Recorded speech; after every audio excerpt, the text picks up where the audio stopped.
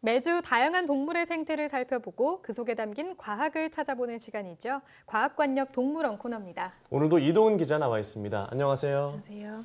네, 지난주에 친구한테 연락이 왔는데요. 저희가 지난 시간에 말벌에 대해서 얘기를 나눴잖아요. 네. 그 방송을 보고 도움이 됐다고 하더라고요. 아, 정말요? 네. 네, 도움이 되셨다니까 저는 아주 뿌듯한데요. 이번에도 조금 도움이 될 만한 정보를 주제로 좀 잡아봤습니다. 네. 추석 연휴가 워낙에 길잖아요. 그렇죠. 그러다 보니까 이 반려견 키우시는 분들은 어떻게 해야 하나 좀 고민하시는 경우가 많을 텐데요. 몇 가지 팁을 드리려고 합니다. 아, 맞아요. 요즘에는 그래도 애견 호텔도 있고 또 잠시 반려견을 맡아주는 펫시터도 많다고 들었어요. 네, 맞습니다. 네, 하지만 아무래도 가족 같은 이 반려견과 어디든 함께 가고 싶어하는 분들이 가장 많을 것 같은데요. 네, 그렇죠. 요즘에는 이 오랫동안 반려견과 떨어지는 것이 아무래도 걱정이 되다 보니까 강아지와 함께 갈 수 있는 뭐 카페나 펜션들을 많이 찾기도 하시고요. 네. 또 반려견이 입장할 수 있는 테마공원도 많이 생기고 또 해수욕장이나 뭐 운동장 이렇게 반려견과 함께 놀이를 할 수 있는 곳이 많아서 충분히 함께 여행을 즐기실 수가 있습니다. 네, 같이 여행을 가는 것도 좋긴 한데 반려견과 차를 좀 오래 타고 다녀야 되는데 괜찮을까요? 우선 안정적으로 이동하시려면 개를 그냥 시트 위에 태우는 것보다는 이동용 개집을 이용하시는 것이 좋습니다.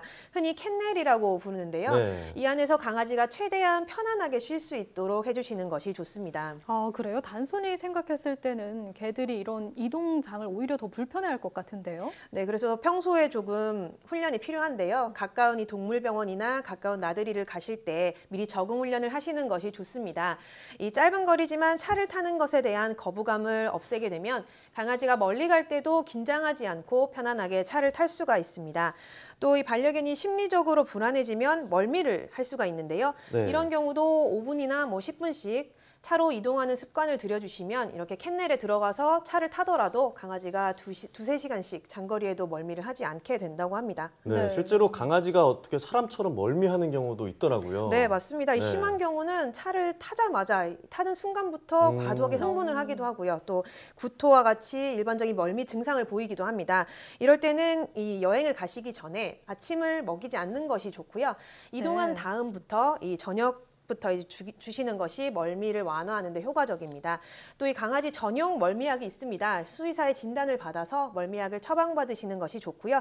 또 차를 타기 30분에서 1시간 전에는 이 멀미약을 먹이시는 것이 좋습니다. 이 밖에도 이 반려견과 함께 차를 타려면 주의해야 할 점들이 있는데요. 전문가의 설명 들어보시겠습니다.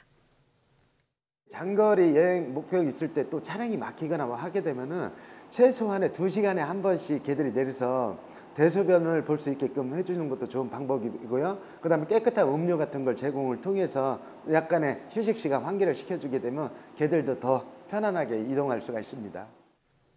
네, 요즘에는 휴게소에도 이 반려동물들을 위한 공간이 마련되어 있더라고요. 네, 장거리 이동을 하다가도 가끔씩 내려서 반려견과 네. 함께 휴식을 취할 수 있도록 아주 잘 돼 있는 곳이 많죠. 네, 맞아요. 작은 그 놀이터처럼 네, 공간이 되어 맞습니다. 있는데 쉽게 쉬고 또 뛰어놀 수 있는 그런 공간인 것 네, 같더라고요. 맞습니다. 그리고 또 요즘에는 해외여행에 반려견을 데려가는 분들도 많이 봤어요. 아, 네.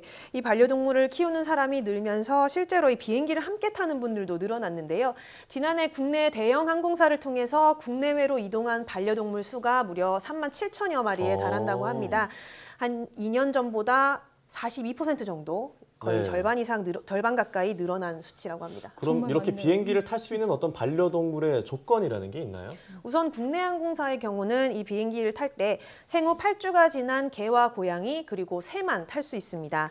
또 이 탑승객 1명당 기내에 데리고 탈 수 있는 반려동물이 1마리로 제한돼 있는데요. 반려동물과 이동용 집의 무게를 합쳐서 5kg 또는 항공사에 따라서 7kg을 넘으면 안 된다고 합니다. 또 화물칸에 위탁할 수 있는 반려동물이 있는데요. 2마리까지 가능하고요. 참고로 영국이나 홍콩, 뉴질랜드의 경우는 동물 반입이 일절 금지돼 있습니다. 그러니까 잘 알아보시고 주의를 하셔야겠습니다. 네, 그런데 생각해보면 사람도 비행기를 오랫동안 타면 참 힘들잖아요. 아이들은 맞습니다. 또 울기도 하고요. 그렇죠. 그런데 반려동물들이 좀 잘 견딜 수 있을까요? 그래서 역시 이 부분도 사전에 조금 훈련이 필요합니다. 네. 이 기내에 탑승할 수 없는 강아지의 경우는 잠금 장치가 돼 있는 계집에 좀 적응을 하는 게 필요한데요. 왠지 개들이 답답해할 것 같다 이렇게 생각하시기가 쉬워요. 네, 이 그렇죠. 주인분들 입장에서는 그렇지만 실제로 잠금 장치가 있는 이동장에 익숙해지면 개들이 훨씬 더 편안하게 안정을 취할 수가 있다고 합니다. 아, 그렇군요. 이야기를 들어보니까 이렇게 연휴뿐만 뿐만 아니라 평소에 습관을 들여놓는 게 굉장히 중요할 것 같네요. 네, 맞습니다. 그래서 이 강아지 시절부터 어린 시기부터 사회 훈련을 아주 잘 시켜주는 것이 중요한데요. 이 전문가의 설명을 한번 들어보시겠습니다. 어린 강아지 시기부터의 많은 사람들을 접촉을 하는 것은 그마치 환경 적응 능력이 우수하다는 얘기이기 때문에 평상시에 반려동물 기를 때 많은 사람들을 만날 수 있는 곳, 환경, 소리, 낯선 장소 이런 걸 적응시켜주는 것만으로도 개가 적응하는 데 큰 무리가 없을 것입니다. 네, 그런데 이렇게 함께 데려갈 수 없는 경우에는 어쩔 수 없이 위탁시설에 맡겨야 하잖아요. 네. 그런데 얼마 전에 애견 호텔에서 개가 죽는 경우가 발생했어요. 그렇죠. 네, 순간적으로 동물의 본능이 나오는데 좀 안타깝더라고요. 네, 맞습니다. 네. 주인들 입장에서는 굉장히 불안한 일이잖아요. 어떤 점을 좀 주의해야 될까요? 이 우선은 그런 이제 위탁시설의 경우는 대형견과 소형견, 중형견 이렇게 크기별로 나눠서 관리할 수 있는 공간이 있어야 합니다. 얼마 전에 일어난 그 사고도 기본적으로는 네. 이 점이 좀 부족했던 게 문제였고요. 또 평상시에 강아지가 먹던 사료와 보호자의 채취가 묻은 곳을 준비해 주는 것이 심리적 안정에 좋습니다. 그리고 미리 적응할 수 있도록 반려견과 함께 하루 이틀 정도 미리 방문을 해서 이 공간에 익숙해지도록 하는 것이 좋고요. 또 이 낯선 곳에서 반려견이 갑자기 아플 수도 있잖아요. 네. 이런 응급 상황에 적절한 대처가 가능한지 시스템이 잘 갖춰져 있는지 참고하셔서 반려견에게 맞는 위탁시설을 선택하셔야 할 것 같습니다. 네, 요즘 또 애견 호텔이나 유치원 말고도 앞서 맹이커가 말했듯이 펫시터가 있더라고요. 네, 맞습니다. 이 펫시터는 직접 도우미가 찾아가서 이 반려동물을 관리를 해주기 때문에 그때그때 강아지의 상태를 확인할 수도 있고요. 또 이 맞춤형 서비스가 가능하기 때문에 최근 이용자도 늘고 있고 또 이 펫시터를 하려고 하는 사람들도 많이 늘고 있는 추세입니다. 네, 애견 호텔부터 펫시터까지 이 주인의 빈자리를 채워주는 방법들이 참 많이 늘어났는데요. 이 밖에도 명절 연휴에 주의해야 될 사항들이 있을까요?